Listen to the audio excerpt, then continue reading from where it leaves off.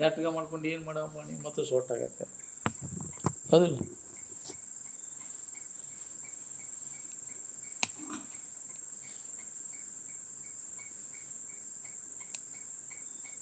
ಭೋಗಿಸಿ ನಾವು ಸುಖ ಹೊಂದಬೇಕಂದ್ರೆ ಯಾರಿಗೂ ಸಾಧ್ಯ ಇಲ್ಲ.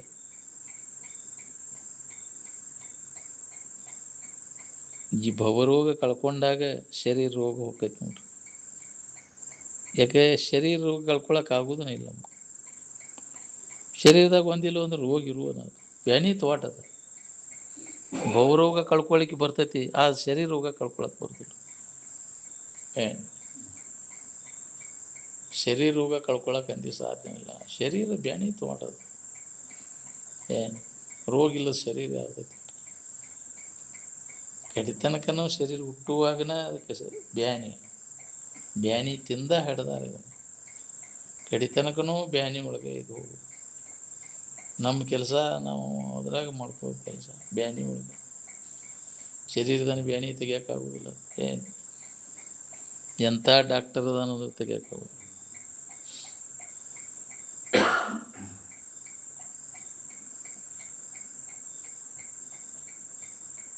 ಧ್ಯಾನಕ್ಕೆ ಕೂತಾಗ ಆನಂದದ ಸ್ವಾದ ಹತ್ತುವರೆಗೂ ಎಲ್ಲ ಕಲ್ಪನೆಗಳನ್ನು ದೂರ ಮಾಡಿಕೊಳ್ಳೋ ಪ್ರಯತ್ನ ಮಾಡಬೇಕು ನೋಡ್ರಿ.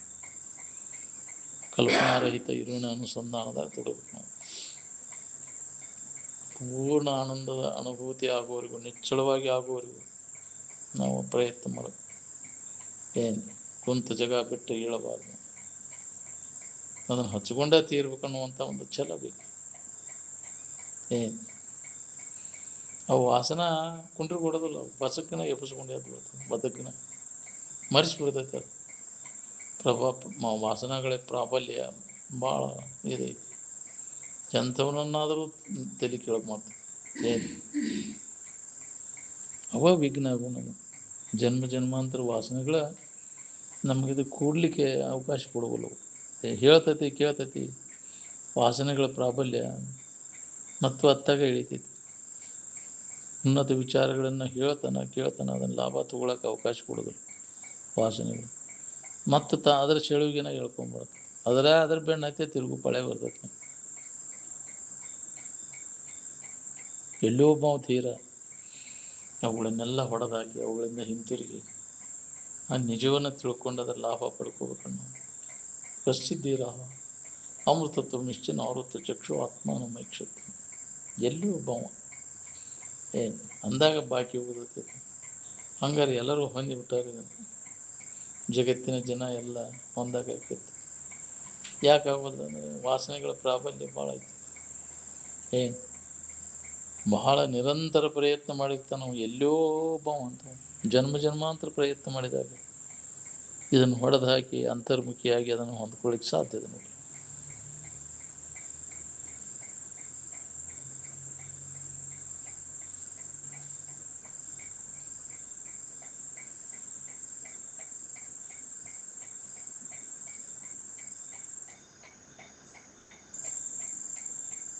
ನಾವೆಲ್ಲರೂ ಏನು ಮಾಡಾಕತ್ತೀವಿ ಅಂದರೆ ಕಸ ಗೂಡಿಸೋ ಕೆಲಸ ನಡೆಸಿ. ವಿಷಯಗಳಂದ್ರೆ ಏನೆಲ್ಲ ಕಸನ ಅಲ್ಲ. ವಿಷಯ ಸಂಗ್ರಹ ಅಂದ್ರೆ ಕಸ ಸಂಗ್ರಹನೋ ಏನು ರಸ ಸಂಗ್ರಹ ಅಂತ. ಕಸ ಸಂಗ್ರಹ ಮಾಡೋಕೆ ಏನಂತಾರೆ? ಕಸ ಗುಡಿಸೋಕೆ ಏನಂತಾರೆ? ಕಸಬರಿಗೆ ಆಗ್ಬೇಕಂತೀವಿ, ಏನೋ ಪೂಜೆ ಆಗ್ಬೇಕಂತೀವಿ ನೋಡು.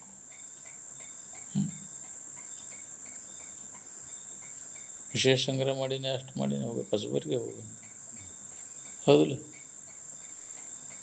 ಅಷ್ಟು ಹಿಡನಪ್ಪ ಇದನ್ನು ಪರಣ ಹೊಲ ಹಿಡನ್ರಿ, ಅದನ್ನು ಹಿಡನ್ರಿ, ಮತ್ತು ಅದನ್ನು ಹಿಡಿದೆ ಅಪ್ಪ ನೀನು, ಮತ್ತು ಮನ್ನ ಹಿಡಿದೆ. ನಿನಗೆ ಬೇಕಾದದ್ದೇನು ಹಿಡಿಲಿಲ್ಲ ನೀನು. ಅದೇ ಒಂದು ಇದಾಗ್ಬಿಡೋದು ಅಜ್ಞಾನದಾಗಿ. ಇದು ವಿಷಯ ಸಂಗ್ರಹ ಮಾಡು, ವಿಷಯ ಭೋಗ ಮಾಡು, ಸುಖ ಸಿಗ್ತೈತೆ ಅಂತ ಭ್ರಾಂತಿ ಆಗೈತೆ ನಿನಗೆ. ಈ ಭ್ರಾಂತಿ ನಾಶ ಮಾಡಿಕೊಳ್ಳಲಿ ನಿನಗೆ ಶಾಂತಿ ಇಲ್ಲ. ಸುಖಿಗಳಾದವರೆಲ್ಲ ವಿಷಯದಿಂದ ಸುಖ ಸಿಗ್ತೈತೆ ಅನ್ನೋ ಭ್ರಾಂತಿಯನ್ನು ಪೂರ್ಣ ನಾಶ ಮಾಡ್ತಾರೆ. ತನ್ನಲ್ಲಿಗೆ ಐತೆ ಅದನ್ನು ಬಿಟ್ಟು ಒಳಗೆ ಅದನ್ನು ಕಂಡುಕೊಂಡ್ರು ಅವರು ಪ್ರಯತ್ನ ಮಾಡಿರೋರು. ನನ್ನಲ್ಲಿ ಐತೆ ಅಂತ ಹಂಗೆ ಬಾಯಿಲೆ ಕೇಳಿಲ್ಲ, ಸ್ವತಃ ಅದನ್ನು ಅನುಭವಿಸಿದ್ರು. ಸಮಾಧಿ ಹೊಂದಿ ಖಾತ್ರಿ ಮಾಡಿಕೊಂಡು ಸುಖ ಹೊಂದಿರೋರು.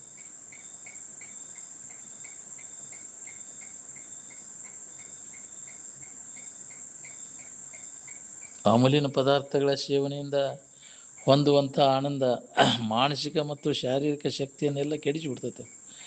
ಹೌದು, ಶರೀರದ ಇದೆಲ್ಲ ರೋಗಗ್ರಸ್ತ ಆಗಿ ಹೋಗ್ತೈತಿ. ಗಾಂಜಾ ಸೇದೋದು, ಶೆರೆ ಕುಡೋದು, ಅಮಲಿನ ಪದಾರ್ಥಗಳ ಸೇವನೆ ಇವೆಲ್ಲ ಅದಾವಲ್ಲ, ಅಫೀಮು, LSD ಇಂಥವೆಲ್ಲ ಡ್ರಗ್ಸ್ ಏನು ಸೇವನೆ ಮಾಡ್ತೇವಲ್ಲ, ಗುಳಿಗೆ ತೊಗೊತಾನ. ಯಾಕ್ರಿ? ನಿಷೇಧ ಗುಳಿಗೆ. ಅವು ತೊಗೊಂಡು ಕೂಡಲೇ ಬರೀ ಅಮಲಿನಾಗ 24 ತಾಸು. ಏನು ಆ ರೂಢಿ ಬಿತ್ತಂದ್ರೆ ಅವ್ನಿಗೆ ಸಮಾಧಾನ ಆಗೋದಿಲ್ಲ, ಕೈ ಕಾಲಕ್ಕೆ ಶಕ್ತಿಯೇ ಬರೋದಿಲ್ಲ. ಅದು ನಿಷೇಧ ಐತೆ ಅಂದ್ರೆ ಮತ್ತು ಅದನ್ನು ಹಾಕಿದಾಗ ಅವಾಗೆಲ್ಲ ಹಾಕಿಲ್ಲ, ಏನು ಬೇಕಾದ ಮಾಡಿ ಬಿಡೋದಿಲ್ಲ. ಅದು ರೂಢಿ ಆಗಿಬಿಡ್ತೈತಿ.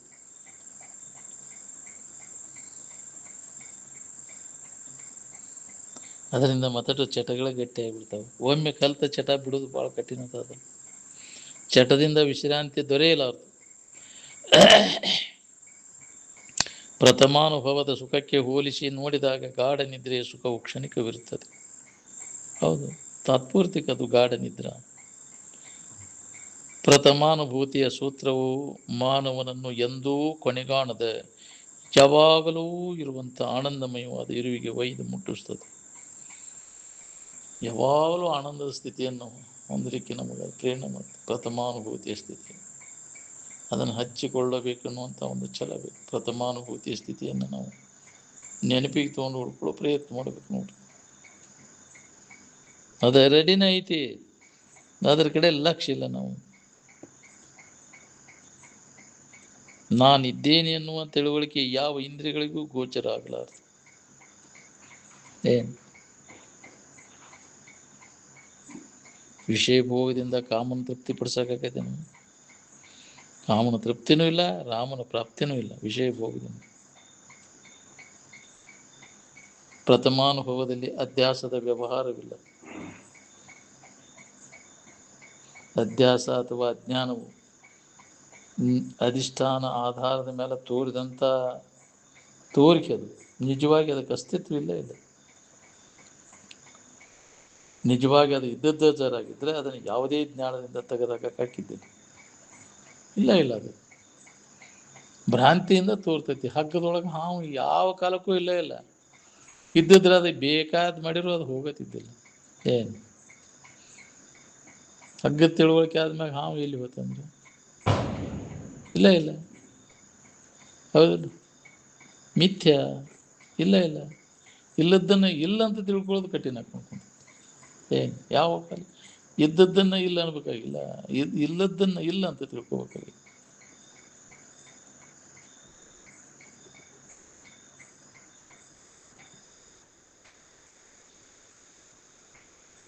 ನಿಜವಾದ ಇರುವಿನಲ್ಲಿ ಇಹಲೋಕ ಮತ್ತು ಪರಲೋಕಗಳು ಯಾವುವೂ ಇರುವುದಿಲ್ಲ. ನಿನ್ನ ಕಲ್ಪನಾದಾಗ ಈ ಲೋಕ ಪರಲೋಕ ಮನುಷ್ಯನ ಕಲ್ಪನಾ. ನಿನ್ನ ನಿಜವಾದ ಇರುವಿನಲ್ಲಿ ಯಾವ ಲೋಕಾದಿಗಳು ಇಲ್ಲ. ಲೋಕಾದಿಗಳೆಲ್ಲ ತೂರೆಡಗ್ತವೆ. ಮಾನವ ವ್ಯರ್ಥವಾಗಿ ಅನೇಕ ಜಾತಿ ಮತಗಳಲ್ಲಿ ಕಷ್ಟಪಡ್ಲಿಕ್ಕತ್ತ, ಗುಂಪು ಮಾಡ್ಕೊಂಡು ಹೊಡೆದಾಡ್ತಾನೆ. ನನ್ನ ಜಾತಿ ಶ್ರೇಷ್ಠ, ನಿನ್ನ ಜಾತಿ ಶ್ರೇಷ್ಠ.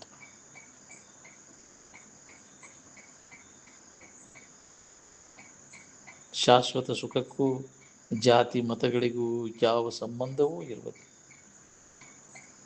ಯಾವುದೇ ಜಾತಿ ಅದನ್ನು ಹೊಂದಕ್ಕೆ ಬರ್ತೈತಿ.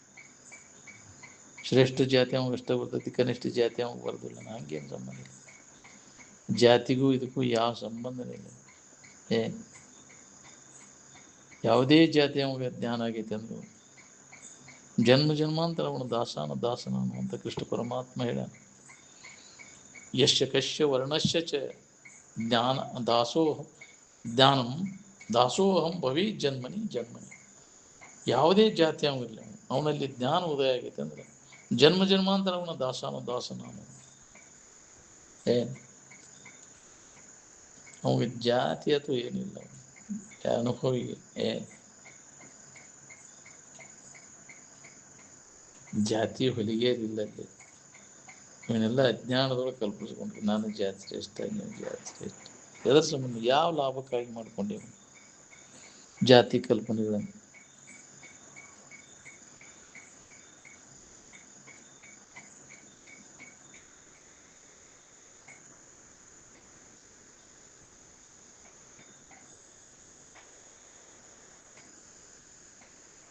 ರಾಗದ್ವೇಷಗಳು ಏನದಾವಲ್ಲ ಇವು ಹೋಗೋ ಮಠ ಜನ್ಮಾಂತರ ತಪ್ಪುಗಳು. ರಾಗ ಇದ್ದಲ್ಲಿ ದ್ವೇಷ ಇರುವುದನ್ನು ಹೌದು. ಎರಡನ್ನೇ ಕಳ್ಕೊಂಡೆ ಅಂದ್ರೆ ರಾಗದ್ವೇಷಗಳಿಂದ ನೀ ಬಿಡುಗಡೆ ಹೊಂದಿದೆ ಅಂದರೆ ಹುಟ್ಟು ಸಾವುಗಳಿಂದ ಬಿಡುಗಡೆ ಆಗಬಹುದು.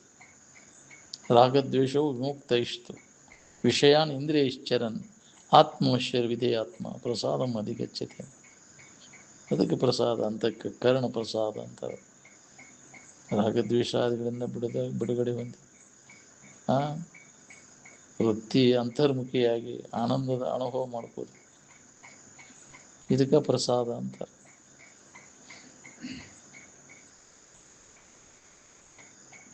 ರಾಗದ್ವೇಷಾದಿಗಳಿಗೆ ಸ್ವರೂಪದ ಅಜ್ಞಾನನ ಕಾರಣ.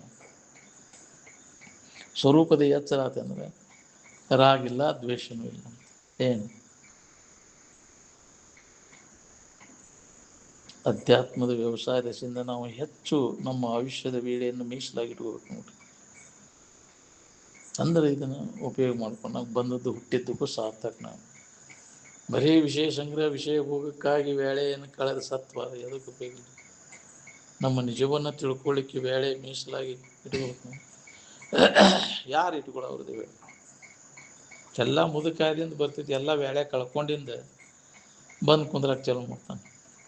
ಏನು ತಿಳಿಬೇಕು ಅಲ್ಲಿಗೆ ಹೊಡ್ಸೋಗಿ ನಿಂತಿದ್ರು.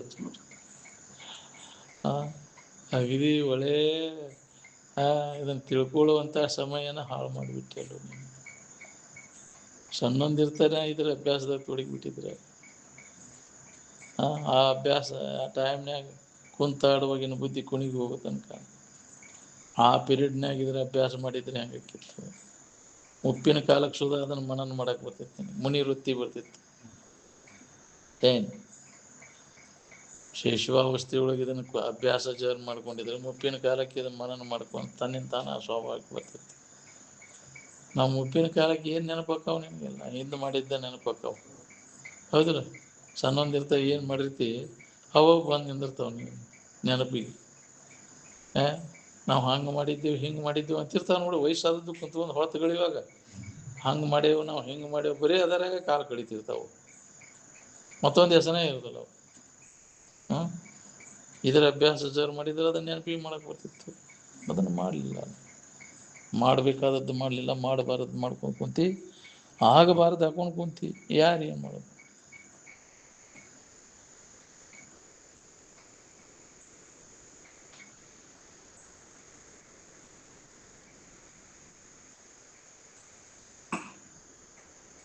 ತಿಳುವಳಿಕೆಯಿಂದ ತನ್ನ ಸ್ವರೂಪದಲ್ಲಿ ಏಕಾದಾಗನ ಜೀವನ ಯಾತ್ರಾ ಮುಕ್ತಾಯ ಆಕೈತೆ. ದೌಡು ಮುಗಿಸಬೇಕು.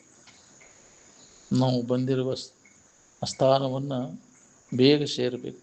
ಎಲ್ಲಿಂದ ಬಂದೀವಿ ತಿರುಗಿ ಅಲ್ಲಿಗೆ ಹೋಗಿ ಮುಟ್ಟಬೇಕು. ನಾವು ಬಂದದ್ದು ಯಾವಲ್ಲಿ ನೀ ಎಲ್ಲಿ ಹೊಂಟಿ ನೋಡ್ಬೇಕು. ಮೂಲ ಇರುವಿನ ಕಡೆ ಲಕ್ಷ್ಯ ಕೊಡಬೇಕು. ಏನು ಗಂತವ್ಯ ಸ್ಥಾನ ಅಂತ ಮೂಲ ಸ್ಥಿತಿಯನ್ನು ನಾವು ಹೊಂದೋದು.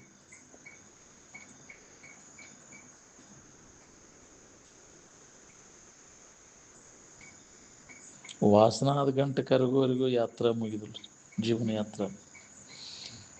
ಹಂಗೆ ವಾಸನ ಬೆಳೆಸ್ಕೊಂತವಾದ ಅಂದ್ರೆ ಇದು ಯಾತ್ರಾ ಮುಗಿದಲ್ಲ. ಹಂಗೆ ಜೀವನ ಯಾತ್ರಾ ಹುಟ್ಟು ಸಾವುಗಳಿಂದ ಬಿಡುಗಡೆ ಆಗುವುದಿಲ್ಲ. ಶರೀರವೆಂಬ ಡೋಣಿ ಒಡೆದು ಹೋಗೋದ್ರೊಳಗಾಗಿ ಈ ಕೆಲಸ ಮಾಡ್ಕೊ ಸಂಸಾರ ಸಾಗರವನ್ನು ದಾಟ. ವಿಷಯ ಚಿಂತನೆ ಕಡಿಮೆ ಮಾಡ್ಕೊಳ್ಳೋ ಪ್ರಯತ್ನ ಯಾರು ನಡೆಸಿದೆ? ಅದನ್ನು ಹೆಚ್ಚಾಗೋದನ್ನು ನಡೆಸಿವಿ. ವಿಷಯ ಚಿಂತನೆ ಕಡಿಮೆ ಮಾಡ್ಕೊತ ಹೋದಾಗ ಸ್ವರೂಪ ಚಿಂತನೆ ಬೆಳೆಸ್ಕೊತ ಹೋದಾಗ ಬಲಿತೈತಿ. ನಾನು ನನ್ನದು ಅನ್ನುವಂಥ ಅಹಂಕಾರ ನಾಶ ಮಾಡ್ಕೋದು ಅಂದರೆ ನಿನಗೆ ಬಂಧನದಿಂದ ಬಿಡುಗಡೆ ಆಕೈತಿ ನೋಡಿ.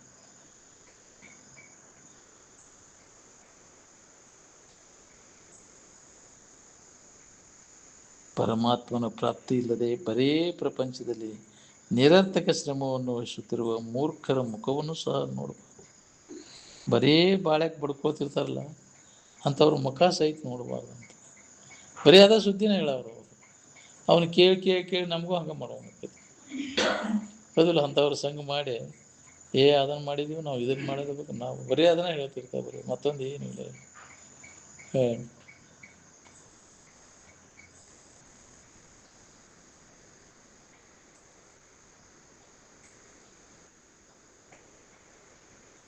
ಅಂತಹ ಜನರ ಸಮೂಹದಿಂದ ದೂರ ಇರಕ್ಕೆ ಕಲಿಬೇಕು ನೋಡ್ರಿ. ಮೂರ್ಖ ಜನರ ಸಮೂಹ ನಮ್ಮನ್ನು ಮೂರ್ಖರು ಮಾಡಿ ಅಲ್ಲಿ ಅಂಥದ್ರಾಗ ಇರೋಕ್ಕಿಂತ ಅಡವಿಯಾಗಿರೋದು ಚಲೋ ಅಂತ. ಏನು ಸರ್ವಂ ಕಲಿಯುವುದಂ ಬ್ರಹ್ಮ, ಎಲ್ಲವೂ ಬ್ರಹ್ಮ ಸ್ವರೂಪ. ಆದರೆ ದುಃಖ ಯಾಕಾಕೈತಿ ಅಂದರೆ ಇದಕ್ಕಿದ್ದಂಗೆ ಬ್ರಹ್ಮ ಅಲ್ಲ, ಬಾಧಪಡಿಸಿ ಬ್ರಹ್ಮ. ಇದನ್ನು ಬಾಧಪಡಿಸಿ ಬ್ರಹ್ಮ, ಇದಕ್ಕಿದ್ದಂಗೆ ಬ್ರಹ್ಮ ಅಲ್ಲ. ಹಾವಿನ ಬಾಧಪಡಿಸಿದಾಗ ಹಗ್ಗ, ಹಾವು ಇದಕ್ಕಿದ್ದಂಗೆ ಹಗ್ಗ ಅಲ್ಲ. ಬಾಧಪಡಿಸಿದಾಗ, ಜಗತ್ತಿನ ಭಾವ ಅಡಗಿದಾಗ ಬ್ರಹ್ಮ.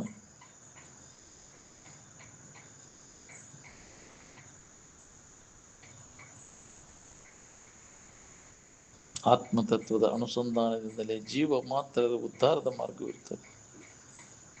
ಯಾವಾಗಲೂ ಆತ್ಮಸ್ವರೂಪದ ಅನುಸಂಧಾನದಾಗ ತೊಡಗಬೇಕು, ನಿರಂತರವಾಗಿ ತೊಡಗಬೇಕು. ಎಲ್ಲ ಜೀವಿಗಳ ಉದ್ಧಾರ ಎದರೊಳಗೈತೆ ಅಂದರೆ ತಮ್ಮನ್ನು ತಾವು ತಿಳ್ಕೋದ್ರೊಳಗೈತೆ. ಒಂದು ದಿವಸದ ಜೀವನ ಹೆಂಗದ ಹಂಗೆ ಇಡೀ ಜನ್ಮದ ನೋಡ್ರಿ. ಒಂದು ದಿನದ ಕೊನೆಗೆ ಏನು ಉಳಿತೈತಿ ಹಂಗೆ ಇಡೀ ಜನ್ಮದ ಕೊನೆಗೂ ಅದ ಉಳಿತೈತಿ. ಮುಂಜಾನೆಯಿಂದ ಸಂಜೆ ತನಕ ಏನು ಮಾಡ್ತಿ, ಕಡಿಕೆ ಏನು ಉಳಿತಿ, ವಿಚಾರ ಯಾರು ಮಾಡ್ತೀರಿ? ನಿಮಗೆ ಬೇಕಾದದ್ದು ಏನು ಬೇಡಾದದ್ದು ಅದು. ಒಂದು ದಿನದ ಕೊನೆಗೆ ಉಳಿದಂಥ ಸಿಲ್ಕು ಬೇಕಾದದ್ದು ಏನು ಬೇಡಾದದ್ದು. ಚಿಂತೆ, ದನು, ವ್ಯಸನ ಇವ ಬೇಡಾದದ್ದು ಹೌದಿಲ್ಲ. ಮತ್ತು ನಿಮ್ಗೆ ಬೇಕಾದದ್ದು ಎಲ್ಲಿ ಸಿಗ್ತೈತಿ ಹೇಳಿ? ಎಲ್ಲಿ ಐತೆ ಅದು? ನಿನ್ನೊಳಗೈತಿ. ಅನ್ಯದ್ರ ನೋಡಕ್ಕೆ ಹೋಗಬೇಡ, ನಿನ್ನೊಳಗೈತಿ ಬೇಕಾದದ್ದು ಹೊಂದಬೇಕಂತ. ಈ ಹೊರಗಿನ ಎಲ್ಲ ಆಸಕ್ತಿಯನ್ನು ತೆಗೆದುಹಾಕಿದಾಗ ನಿನ್ನೊಳಗೈತಿ ಅನ್ನೋದನ್ನು ಹೋಗಿ ರಕ್ಷಬೇಕು.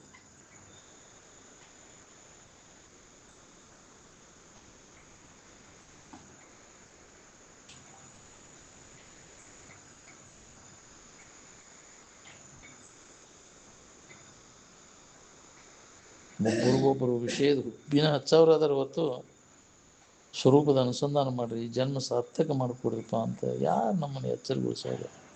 ಮಹಾತ್ಮರ ಹೊರತುಪಡಿಸಿ ಇದು ಬರೋದು ಮೇಲೆ ಹುಟ್ಟಿದವರು. ಅಂಥವು ನಿಜವನ್ನು ತಿಳಿದಂಥ ಜ್ಞಾನಿ ಒಬ್ಬನೇ ನಮ್ಮನ್ನು ಎಚ್ಚರಗೊಳಿಸೋಣ. ಅಜ್ಞಾನಿ ಅದು ಮತ್ತು ತಂದು ಏನು ಮಾಡ್ತಾನೆ ಅದನ್ನ ಹೇಳವ.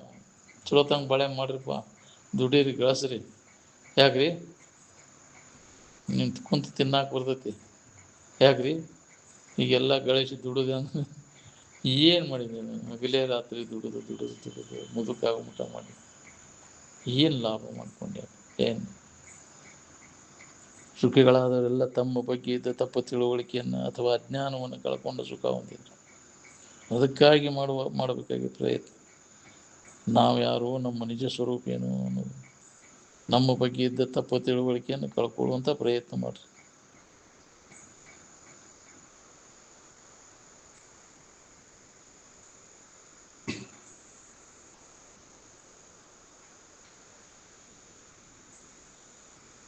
ಧರ್ಮಸ್ಯ ತತ್ವಂ ನಿಹಿತಂ ಗುಹಾಯಾಮ್. ಧರ್ಮದ ತತ್ವ ಬಹಳ ಗೂಢವಾದದ್ದು. ಇದನ್ನು ಅನುಸಂಧಾನ ಮಾಡೋದನ್ನ ಗುಹಾ ಪ್ರವೇಶ. ಏನು ವೃತ್ತಿ ಭಾವಾತೀತ ಅಂದರೆ ಅಲ್ಲಿ ವ್ಯವಹಾರ ಇಲ್ಲ. ಅಲ್ಲಿ ಏನು ಭಾವರಹಿತ ಆದಾಗ ವ್ಯವಹಾರ ಇಲ್ಲ. ಅಲ್ಲಿ ಎಲ್ಲ ವ್ಯವಹಾರ ಎಲ್ಲ ಭಾವದೊಳಗೆ ಐತಿ. ಏನು ಭಾವಾತೀತ ಸ್ಥಿತಿ ಒಳಗಲ್ಲಿ ಯಾವ ವ್ಯವಹಾರ ಇಲ್ಲ. ಎಲ್ಲ ಅಧ್ಯಾಸದೊಳಗೆ ವ್ಯವಹಾರ ಇದೆಲ್ಲ. ಅಧ್ಯಾಸ ಮೂಲ ಈ ವ್ಯವಹಾರ. ವೇದಾಂತವನ್ನು ನಾವು ಮನಸ್ಸಿನಲ್ಲಿಯೇ ಸಾಧಿಸಬೇಕಾಗಿದೆ. ಏನು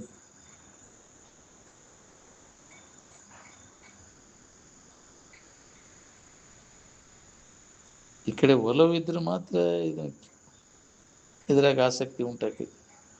ಒಲವಿಲ್ಲದೆ ಬೇಕಾದಷ್ಟು ಹೇಳೋದು ಕೇಳೋದು ಮಾಡಿರು ಅದ್ರಾಗ ಆಸಕ್ತಿನೂ ಉಂಟಾಗೋದು. ಏನು ಕೊಡ ಡಬ್ಬಾಕಿ ನೀರು ಸುರಿದಂಗೆ ಪೋಲವಿಲ್ದ ಕೇಳುವುದು.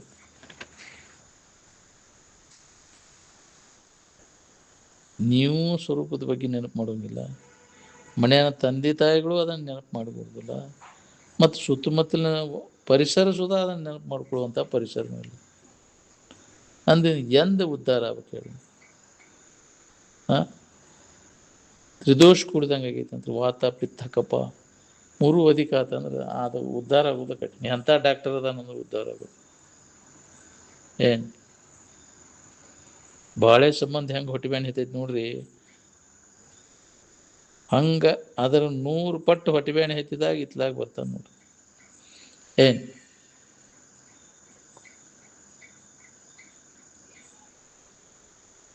ಅಂತಃಕರಣ ಶುದ್ಧಿಗಾಗಿ ನಾವು ಪ್ರಯತ್ನ ಮಾಡ್ಬೇಕು ನೋಡ್ರಿ.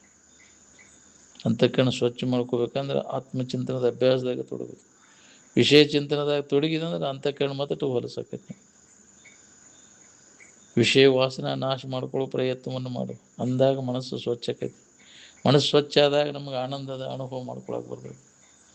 ನಮಗೆ ಯಾಕೆ ಆನಂದದ ಅನುಭವ ಆಗೋದು? ಇಷ್ಟೆಲ್ಲ ಹೇಳೋದು ಕೇಳೋದು ಮಾಡಿದ್ರೆ ಅಂದ್ರೆ ಅಂತಃಕರಣ ಬಲಿನದ. ಯಾಕೆ? ವಿಷಯದ ಆಶಯ ತುಂಬಿಕೊಂಡೈತೆ ಇಲ್ಲ, ಅದನ್ನು ಮಾಡಬೇಕು, ಇದನ್ನು ಮಾಡಬೇಕು, ವಿಷಯ ಸಂಗ್ರಹ ಮಾಡಬೇಕು, ವಿಷಯ ಕಳಿಸ್ಬೇಕು ಅನ್ನೋ ಆಶಯ. ಹಾಂ, ಪೂರ್ಣ ಅದು ಹೋಗ್ಕೊಂಡು ವಿಷಯದಿಂದ ಸುಖ ಸಿಗ್ತೈತೆ ಅನ್ನುವಂಥ ಬುದ್ಧಿ ಎಲ್ಲ ಲೋಪ ಆಗಿ ಹೋಗ್ಬೇಕು. ಅವಾಗ ಅಂತಃಕರಣ ಪರಿಶುದ್ಧಿ ಆಕೈತಿ, ಯಾವಾಗ ಆನಂದದ ಅನುಸಂಧಾನ ಮಾಡಕ್ಕೆ ಬರ್ತೈತಿ.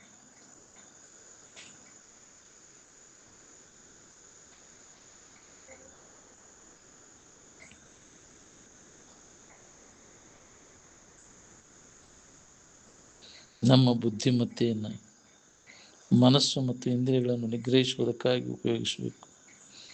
ನಿನ್ನ ಶನೆತನ ಎದಕ್ಕೆ ಉಪಯೋಗ ಮಾಡ್ಕೊಂಡೆ? ಮನಸ್ಸನ್ನು ಹತೋಟಿ ಒಳಗಿಟ್ಟುಕೊಳ್ಳೋಕೆ, ಇಂದ್ರಿಯಗಳನ್ನು ಹತೋಟಿ ಒಳಗಿಟ್ಟುಕೊಂಡಾಗ ಶನೆತನ ಉಪಯೋಗ ಮಾಡಿ. ನಿನ್ನ ಶನೆತನ ಎದಕ್ಕೆ ಉಪಯೋಗ ಮಾಡ್ಕೊಂಡ್ರಿ? ಬರೀ ವಿಷಯ ಸಂಗ್ರಹ, ವಿಷಯ ಭೋಗ ಮಾಡಕ್ಕೆ ಹೋದ್ರೆ ಇಂದ್ರಿಯಗಳು ಮಜಾ ಮಾಡಕ್ಕೆ, ಇದ ಶನೆತನ.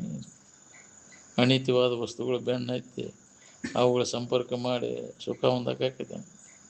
ಏನು ಸಾಧ್ಯನೇ ಇಲ್ಲ.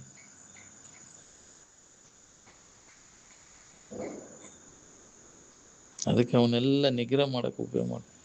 ಮನೋ ನಿಗ್ರಹ, ಇಂದ್ರಿಯ ನಿಗ್ರಹ, ಮನುಷ್ಯನ ಶಮ, ಇಂದ್ರಿಯಗಳ ದಮ ಮಾಡೋಕ್ಕೆ ಉಪಯೋಗ ಮಾಡು. ನಿನ್ನ ಶಾನೆತನ ಅದನ್ನು ಮಾಡ್ಕೊಳ್ಳಿಲ್ಲ ಅಂದ್ರೆ ನಿನ್ನ ಶಾನೆತನ ಉಪಯೋಗ ಇಲ್ಲ. ಏನು ಮಾಡಿದ್ರು ವ್ಯರ್ಥ. ಚಟಕ್ಕಾಗಿ ಉಪಯೋಗ ಮಾಡ್ಕೊಂಡ್ರೆ ಏನು ಮಾಡೋದು ನಿನ್ನ ಶಾನೆತನ? ಭಾಳಷ್ಟು ಶಾನೆ ಕಲ್ತವ್ರೆಲ್ಲ ಚಟದಿನ ಹಾಕೊಂಡು ದೊಡ್ಡ ದೊಡ್ಡ ಪಗಾರ ತೊಗೊಂಡು ಏನು ಮಾಡೋದು? ಚಟದ ಆದಿನ ಅದು ಎಲ್ಲ.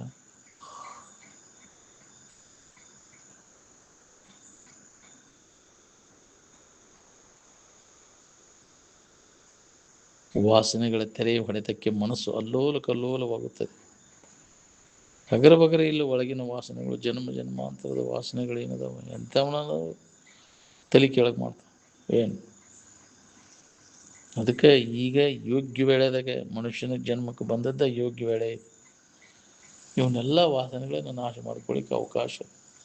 ಪ್ರತಿಯೊಬ್ಬರು ನಾವು ಅದಕ್ಕಾಗಿ ಪ್ರಯತ್ನ ಮಾಡಬೇಕು.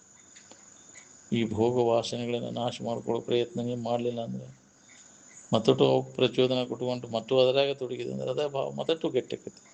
ಏನು ಅದರಿಂದ ಕಡೆಯಕ್ಕಾಗೋದು ಯಾವಾಗ?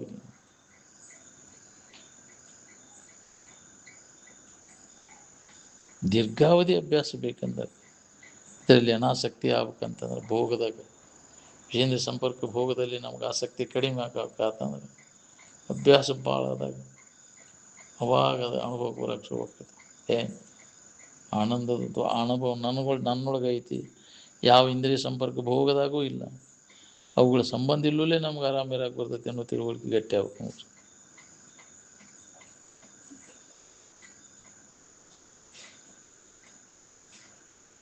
ಜನ್ಮ ಜನ್ಮಾಂತರದಿಂದ ಬಂದಂಥ ದುಃಖ ಸಂಕಟ ಒಂದು ನಿಮಿಷಾರ್ಧ ಸಮಾಧಿ ಹತ್ತಿರ ಹೋಗ್ಬಿಟ್ಟು,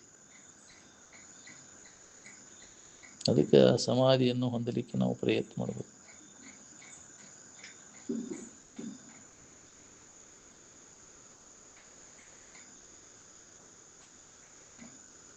ಸಮಾಧಿ ಹತ್ತದ ಹೊರತಾಗಿ ಜ್ಞಾನ ಆಗೈತೆ ಅನ್ನೋದೆಲ್ಲ ಸುಳ್ಳು ನೋಡ್ರಿ.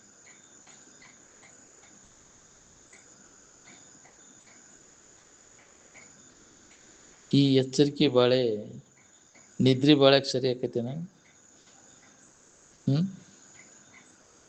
ನಿದ್ರಿ ಆನಂದಕ್ಕೆ ಸರಿ ಹೊಂದಕ್ಕಾಕೈತೇನ? ಎಚ್ಚರಿಕೆ ಒಳಗೆ ಎಂಥ ಇಂದ್ರಿಯ ಸಂಪರ್ಕ ಭೋಗ ಐತೆ ಅಂದ್ರೂ ನಿದ್ರಿ ಆನಂದಕ್ಕೆ ಅದು ಸರಿ ಆಗಲಾರ. ಆವ ಪರಿಯ ಸುಖವ ಭಾವಿಸಿ ಬೇರೆ ಎಣಿಸಿದೊಡೆ ಜೀವ ಪರಮರ ಯೋಗದ ನಿಜವನರಿದ ಅನುಭವಿಯ ಸುಖಕ್ಕೆ ಸರಿಗಾನ. ನಿದ್ರೆ ಸುಖಕ್ಕೆ ಸರಿಯಾಗುವುದಿಲ್ಲ, ಇನ್ನು ಸಮಾಧಿ ಸುಖಕ್ಕೆ ಎಲ್ಲಿ ಸರಿಯಾಗುವುದು?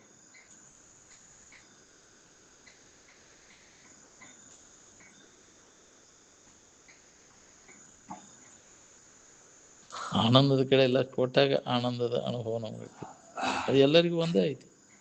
ಬೇರೆ ಬೇರೆ ಹಿಂದಿನವ್ರಿಗೆ, ಈಗಿನವ್ರಿಗೆ, ಮುಂದಿನವ್ರಿಗೆ ಬೇರೆ ಬೇರೆ ಇಲ್ಲ.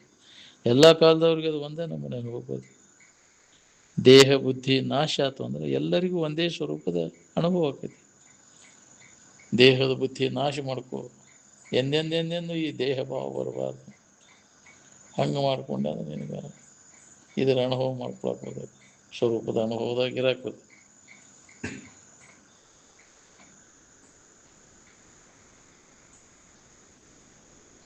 ಸೃಷ್ಟಿ ವಿರಹಿತವಾದ ಅನುಭವದಿಂದ ಬ್ರಹ್ಮವನ್ನು ತಿಳಿಲಿಕ್ಕೆ ಬರ್ತದೆ. ಹೌದು, ಜಗತ್ತಿನ ಸಂಬಂಧ ಎಲ್ಲ ತಪ್ಪಿಸ್ಕೊಂಡಾಗ ಅದರ ಅನುಭವ ಆಕೈತಿ. ಸಾಕ್ಷಿತ್ವದ ಭಾವ ಸಹಿತ ಅಡಿಗೆ ಉಳಿದಂಥ ಸ್ಥಿತಿ ಅದು. ಏನು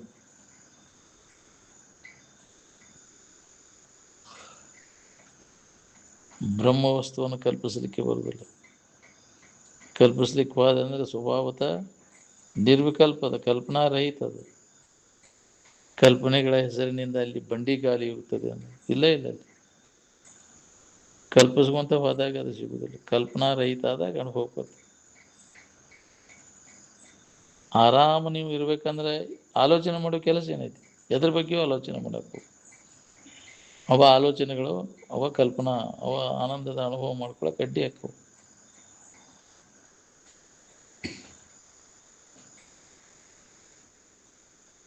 ವೇದಾಂತ ಅಂದ್ರೆ ನಿಮ್ಮನ್ನು ಬಿಟ್ಟು ಅದಿಲ್ಲ. ನೀವೇ ವೇದಾಂತವಿದ್ದೀರಿ. ಸಾಕ್ಷಾತ್ ಮೂರ್ತಿಮಂತ ವೇದಾಂತನ ನೀವದಿರಿ. ನಿಮ್ಮನ್ನು ಬಿಟ್ಟು ಬೇರೆ ಎಲ್ಲಿ ಇಲ್ಲ ಅದು ವೇದಾಂತ ಅಂದ್ರೆ. ತಿಳುವಳಿಕೆ ಬಿಟ್ಟು ತಿಳುವಳಿಕೆ ಎಲ್ಲಿಂದ ಬರ್ತೈತೆ ಹೇಳ್ರಿ? ಇದರೊಳಗೆ ಯಾರಿಗೂ ಬರ್ಸನಾಗೋಂಗಿಲ್ಲ ನೋಡ್ರಿ. ನಕ್ಕೋಂತ ಆಡ್ಕೋಂತ ನಿಮ್ಮ ಇರುವಿನ ಕಡೆ ಲಕ್ಷ ಪೂರೈಸುವುದು ಅದ ನೋಡ್ರಿ. ನೀವು ನಿಮಗೆ ಎಂದಾರ ಬರ್ಸನ ಹಾಕಿರೇನು?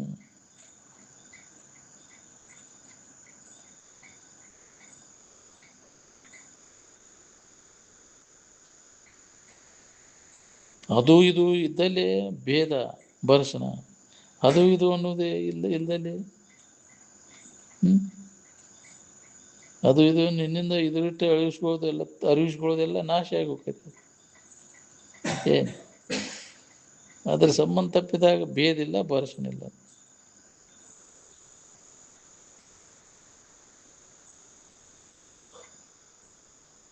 ನಿಮ್ಮ ನಿಜವಾದ ಇರುವನ್ನ ನೆನಪು ಮಾಡಲಿಕ್ಕೆ ಹೊರಗಿನ ಸಾಮಾನು ಏನೂ ಬೇಕಾಗಿಲ್ಲ. ನಮಗೆ ಹೊರಗಿನಾರ ಹಿಡ್ಕೊಂಡು ಕುಂತ ಅದನ್ನು ನೆನಪು ಮಾಡ್ಕೊಳಕ್ಕಾಗಲ್ಲ. ಅದನ್ನೆಲ್ಲ ಹೊರಗಿಂದೆಲ್ಲ ಕೈ ಬಿಟ್ಟಾಗ ಆರಾಮಿನ ನೆನಪಿನಾಗ ಇರಾಕೋದು. ಏನಾರ ನೆನಪು ಮಾಡಿದ್ರೆ ಏನಾರ ಹಾಕಿ ಅದು ಆರಾಮಿನ ನೆನಪು ಮಾಡಿದ್ರೆ ಆರಾಮ ಇರ್ತೈತಿ.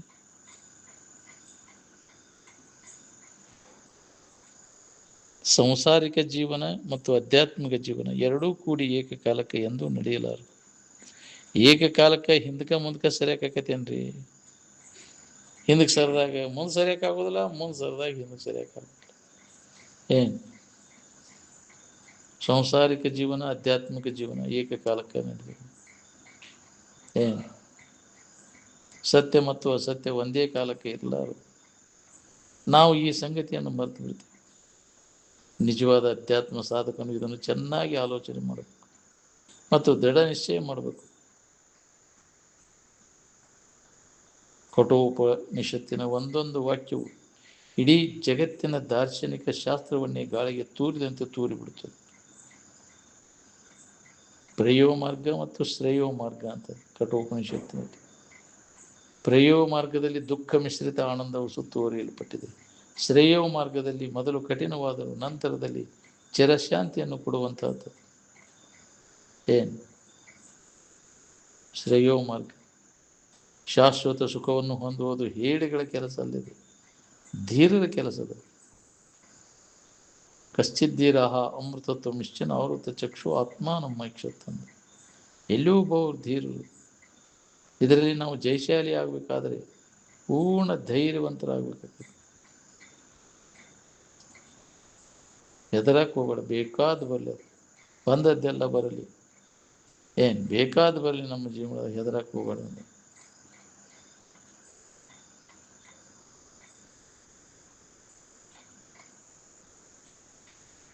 ಈ ಜಗತ್ತು ದುಃಖದಿಂದ ತುಂಬಿದೆ.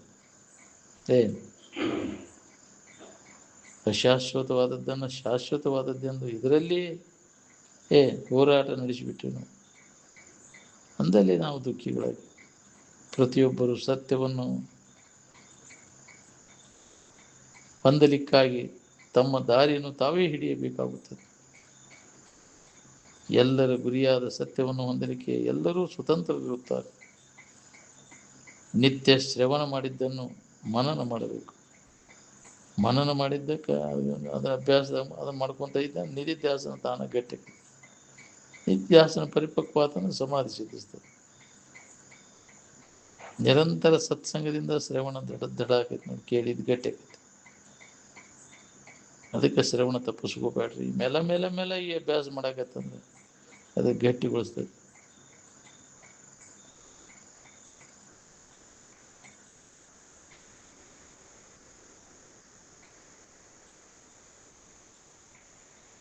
ಮಾಯಾಕಾರಿ ಏನದ ನೋಡ್ರಿ, ದುಃಖ ದುಮ್ಮಣದ ಸ್ವಭಾವ.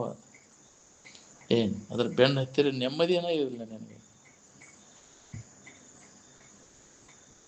ನಿತ್ಯ ಶ್ರವಣದಿಂದ ಬುದ್ಧಿ ನಿಶ್ಚಲ ಆಕೈತಿ. ಶ್ರವಣದಿಂದ ಅಹಂಕಾರ ನಾಶ ಆಕೈತಿ.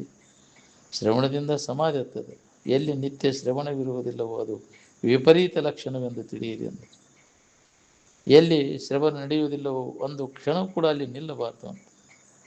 ಶ್ರವಣವಿಲ್ಲದಿದ್ದರೆ ಹಿಂದೆ ಮಾಡಿದ ಸಾಧನೆಗಳು ನಾಶವಾಗಿ ಹೋಗುವು. ಸಾಧಕನಾಗಲಿ ಸಿದ್ಧನಾಗಲಿ ಶ್ರವಣವಿಲ್ಲದಿದ್ದರೆ ಅಯೋಗ್ಯ ನೆನೆಸುವುದು. ಅದಕ್ಕೆ ಒಂದು 10 ತಪ್ಪು ಒಂದು ಇದನ್ನು ತಪ್ಪಲಿಲ್ಲ. ಅವ್ರ ಶರೀರ ಬಿಡುಮುಟ ಯಾಕ್ರಿ ಬೋಧ ಮಾಡಿದ್ರು. ಮೊದಲು ಇದನ್ನು ಕೇಳ್ರಿ, ಚಂದ ಕೇಳಿದ್ದನ್ನು ಅರಿ, ಅದನ್ನು ಮನನ ಮರೆಯದಿರು. ಒಮ್ಮೆ ಗುರು ಕೇಳದ ತೆರು. ಇದು ಅವ್ಯಾಹತವಾಗಿ ನಡಿಬೇಕು ನೋಡಿ. ಶ್ರವಣ ಮನನ ನಿಧಿಧ್ಯಾಸನದ ಅಭ್ಯಾಸ ಅಂದರೆ ಏನಾರ ಇದು ದಾರಿ ಹಿಡಿದಿದ್ದಿಲ್ಲ ಅಂದರೆ ನೋಡಿ ಕೇಳಿದ್ದನ್ನು ಮರ್ತು ಬಿಡ್ತೇವೆ. ಹೊಳ್ಳೆ ಅದನ್ನು ಏನು ಕೇಳಿದ್ದೀವಿ ನೆನಪಿಸೋದು ಬರೋದಿಲ್ಲ. ನಾನು ಕೇಳೇನು, ಏನು ಕೇಳಿದ್ದೆ ಹೇಳೋಣ, ಇಲ್ಲ ನೀನೇ ಪರಬ್ರಹ್ಮ ಸ್ವರೂಪ ಇದ್ದೀಯ ಅಂತ ಎಷ್ಟು ಅನುಭವಗಳು ನಮ್ಗೆ ಎಚ್ಚರಿಕೆ ಕೊಟ್ಟರು. ಮತ್ತು ನಮ್ಮಂತವೆಂದು ಆಗಕ್ಕೆ ಹೋಗ್ಲಿ, ಮತ್ತು ನಾವು ಏನಂತ ತಿಳ್ಕೊಂಡು ಇದೇ ರೂಢಿಯಾಗಿಬಿಡೋದು. ನಾವು ಅಭ್ಯಾಸದ ಬಲ ಅಂದಾಗ ನಮಗೆ ನಿಜವನ್ನು ತಿಳ್ಕೊಳಿಕ್ಕೆ ಆಗೋದಿಲ್ಲ. ನಿತ್ಯದ ನಡಿಬೇಕು ನೋಡ್ರಿ, ಅವ್ಯಾಹತವಾಗಿ ನಡೆದ್ರೆ ಏನಾಗ ನಮ್ಮ ಹಿಂದಿನ ರೂಢಿ ಇವೆಲ್ಲ ತಪ್ಪಿ ಹೋಗ್ಬೇಕು. ವಾಸನೆಗಳು ಹಿಂದಿನ ರೂಢಿ ಇವೆಲ್ಲ ತಪ್ಪಿ ಆ ರೂಢ ಅಂತಾರಲ್ಲ, ಈ ರೂಢಿ ತಪ್ಪಿ ಇಂದ್ರಿಯಗಳ ಮತ್ತು ವಿಷಯಗಳ ಮುಖಾಂತರ ಹುಡುಕೋ ರೂಢಿ ಹೋಗಿಬಿಡ್ತೈತಿ. ಅವನ್ನೆಲ್ಲ ಬಂದ್ ಮಾಡಿ ಅಂತರ್ಮುಖ ವೃತ್ತಿ ಒಳಗೆ ಆನಂದದ ಅನುಭವ ಮಾಡ್ಕೊಳ್ಳೋ ರೂಢಿ ಅದು. ಅದಕ್ಕೆ ಆರೂಢ ಸ್ಥಿತಿ ಅಂತ. ಈ ಇಂದ್ರಿಯಗಳ ವ್ಯಾಪಾರ ಎಲ್ಲ ಬಂದ್ ಮಾಡಿ ಆನಂದದ ಸಂಶೋಧನೆ ಮಾಡೋ ರೂಢಿ ಆಗ್ತದೆ. ನಮಗೆ ರೂಢಿ ಏನು ಬಿದ್ದೈತಿ, ಇಂದ್ರಿಯಗಳ ಮುಖಾಂತರ ಸುಖ ಹೊಂದ್ಬೇಕನ್ನೋ ರೂಢಿಯಾಗಿದೆ. ಈ ರೂಢಿ ತಪ್ಪಿಸ್ಕೊಂಡಾಗ ಆ ರೂಢನಾಗಿರೋದು ಎಲ್ಲ ಬಂದ್ ಮಾಡಬೇಕು. ಇಂದ್ರಿಯಗಳ ವ್ಯಾಪಾರ, ಮನುಷ್ಯನ ವ್ಯಾಪಾರ ಎಲ್ಲ ಬಂದ್ ಮಾಡಿದಾಗ ನೇರವಾಗಿ ಅದನ್ನು ಅನುಭವ ಮಾಡ್ಕೊಳಕ್ಕೆ ಸಾಧ್ಯ ಇದ್ದಾರೆ.